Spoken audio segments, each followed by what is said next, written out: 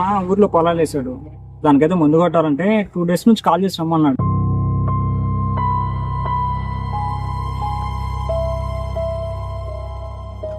ఏం రోజా బాబు ఇది, ఏవేవో సౌండ్స్ వస్తున్నాయి. అదేంట్రా సౌండ్స్ రావడం ఏంటి? రూమ్ బాగానే ఉంటది కదా.